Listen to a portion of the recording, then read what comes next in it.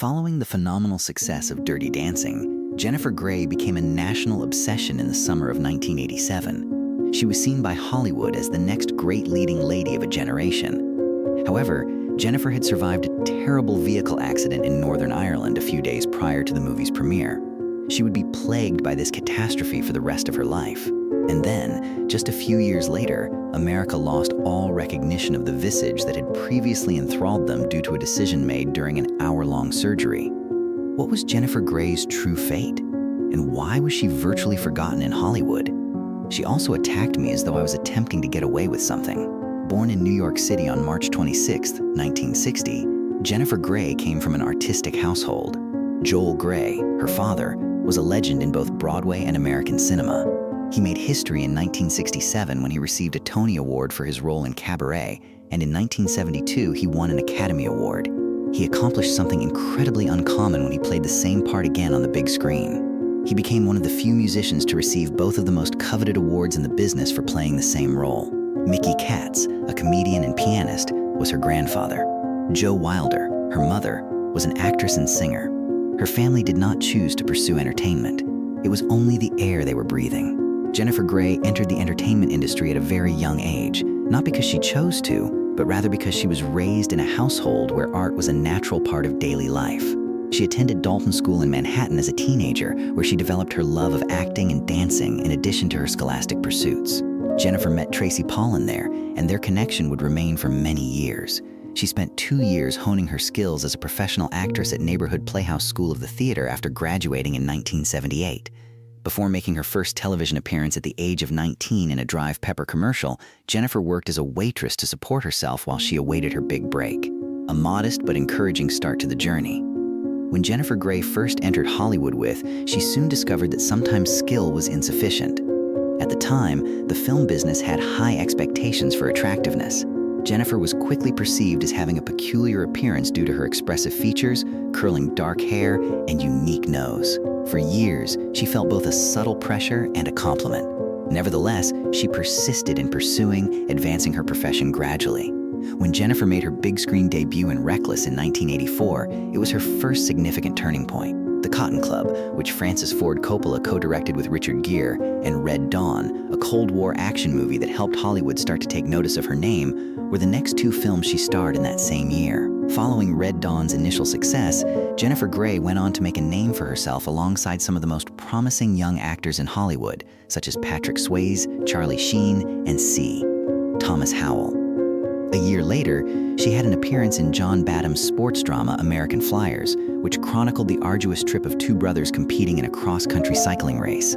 Jennifer's exceptional range, which allowed her to move fluidly between action, drama, and humor, continued to leave a lasting impact even if she had not yet achieved center stage.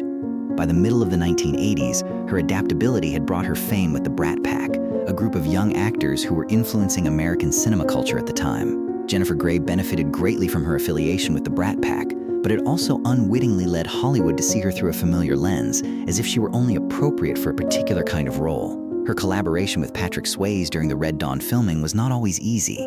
Years later, Jennifer would acknowledge that it had not been an easy experience because of the heated periods caused by their different working approaches. As a result, she was hesitant when Swayze's name reappeared in relation to a new project.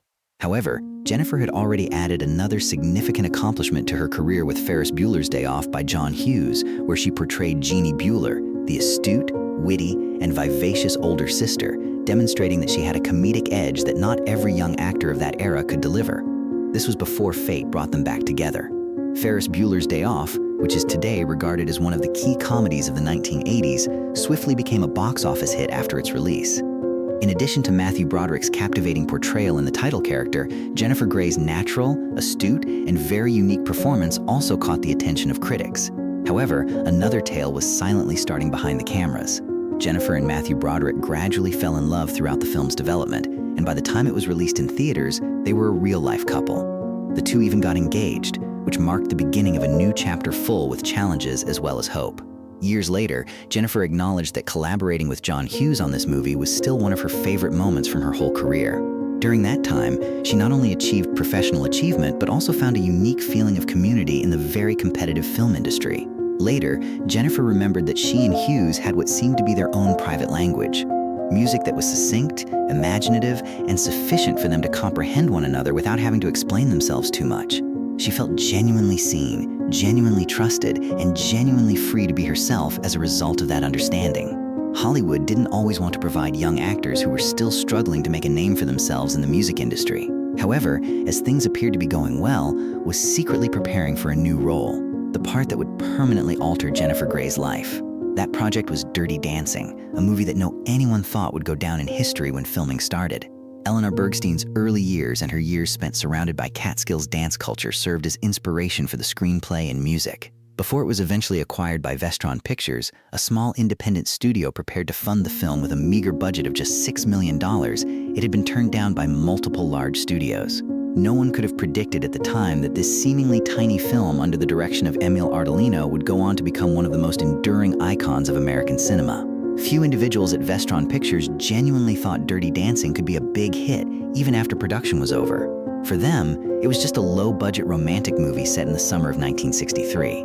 Eleanor Bergstein looked at a number of up-and-coming actors, such as Sarah Jessica Parker and Winona Ryder, to locate the actress who would play Frances Baby Houseman, a young woman nurtured under the protection of her family who gradually discovers love and her own identity. However, she ultimately trusted Jennifer Grey, who at the time was only 26 years old and made barely $50,000. Casting for the male main role was equally difficult. Before Patrick Swayze was cast as Johnny Castle, names including Billy Zane, Val Kilmer, and Benicio del Toro were supposedly considered. Swayze was still dealing with a severe knee ailment at the time, and it's even said in his professional records that he shouldn't dance. However, he persevered and prepared to form one of the most renowned on-screen collaborations in movie history with Jennifer, thanks to exceptional drive and pure willpower. In the end, Jennifer Grey decided to put aside any reservations and embark on this incredible trip with Patrick Swayze in Dirty Dancing, despite their past difficulties.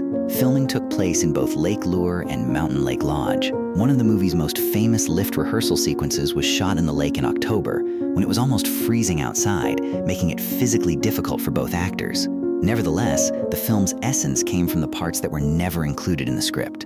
In reality, Jennifer's excessive ticklishness is what led to the moment when Baby smiles as Johnny rubs her arm. Swayze, on the other hand, was genuinely impatient. In the editing room, that film was first all but forgotten. Even when the rough edit was finished in 1987, a lot of people at Vestron Pictures still thought the movie would fade into obscurity. Nobody working on the movie could have predicted that the project, which was previously written off as a dangerous bet, would eventually cause a true cultural earthquake. Dirty Dancing debuted in American theaters on August 21st of 1987, following its initial screening at the Cannes Film Festival in May of that same year. It nearly instantly surpassed all expectations.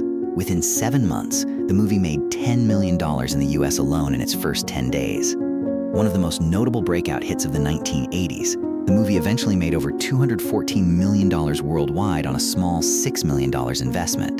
The movie's influence extended beyond the box office. In 1988, Dirty Dancing became the first movie to reach 1 million copies in the home video market and the best-selling home video rental title in the US.